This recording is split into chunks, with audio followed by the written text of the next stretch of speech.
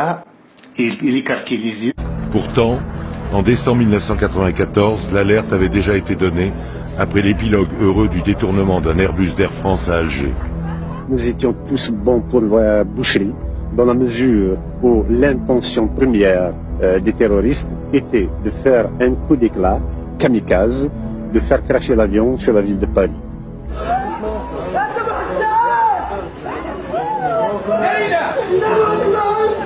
En réalité, l'objectif des terroristes était une opération de suicide sur Paris.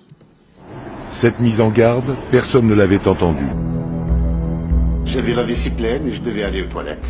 Et c'était le moment que j'appréhendais le plus. Dès que je me suis levé, j'ai vu pointer des doigts partout vers moi. De retour des toilettes, il y a le terroriste qui me demande mon passeport. Je lui ai donné. Et sur le passeport, c'est écrit « un responsable politique ». Et là, il écarquait les yeux, il prend mon passeport, il revient avec le tueur. Et là, ça ne badinait plus. Il m'emmène en cabine première classe. J'avais 2 pistolets braqués sur moi. L'un sur la tempe gauche, l'autre sur la nuque. Et à droite, il y avait Yahya, qui donnait les instructions. Il m'a demandé de vider mes poches. Je les ai vidées. Il y avait une carte de visite, Farhat, chanteur. Et le bonhomme prend ma carte de visite, il m'a dit, c'est qui ce Farhat chanteur? J'ai dit, c'est moi. Ah bon? Tu ne sais pas que dans l'islam, il est haram, c'est péché, que c'est interdit qu'un homme chante? J'ai dit non, je ne savais pas. Personne ne te l'a jamais dit? J'ai dit non, personne.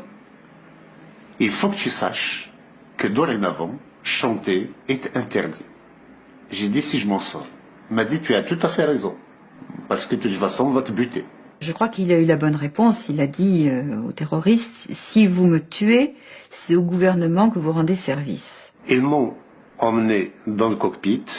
Le commandant de bord m'explique comment fonctionne la radio. Il faut appuyer pour parler. Allô, la tour de contrôle. Une voix lointaine, pratiquement inhumaine, quoi. Impersonnelle. Répond oui. J'ai dit ce que vous appelez terroriste. Il appuie sur le canon du pistolet sur ma table. Il m'a dit Moudjahidine. J'ai dit, et qui eux se dénomment Moudjahidine, s'offusquent du fait que vous ayez promis la libération de leur chouyour à 10h du matin et il est 10h27. Vous ne l'avez pas fait.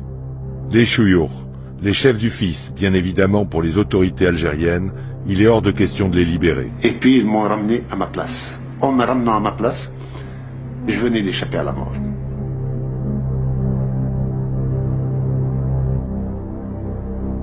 J'ai pris ma décision dans le courant de l'après-midi. Et à ce moment-là, j'ai eu toute une série de téléphones avec Alger. Vous ne l'avez pas fait. Les chouyours, les chefs du fils, bien évidemment pour les autorités algériennes, il est hors de question de les libérer. Et puis ils m'ont ramené à ma place. En me ramenant à ma place, je venais d'échapper à la mort.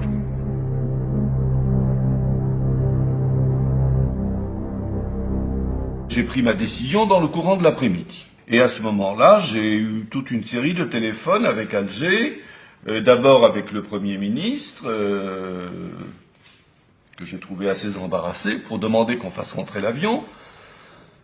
Et puis j'ai appelé le président de la République, M. Zeroual, et je lui ai parlé de façon, je dois le dire, assez véhémente. J'ai dit au président Zeroual, vous ne pouvez pas à la fois refuser l'intervention des services français et refuser que la France ramène l'avion chez elle, puisqu'il s'agit de ses ressortissants.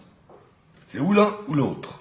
Et s'il fallait payer, si j'ose dire, le retour de l'avion et le sauvetage de nos compatriotes de difficultés avec le gouvernement algérien, j'y étais tout à fait prêt. Encore peur? Moi, j'étais bouillonnant.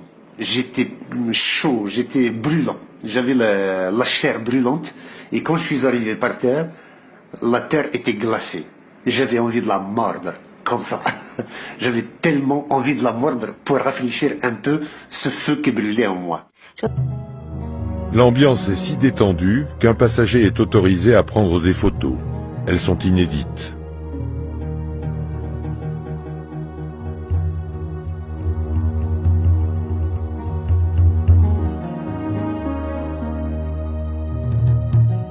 Là,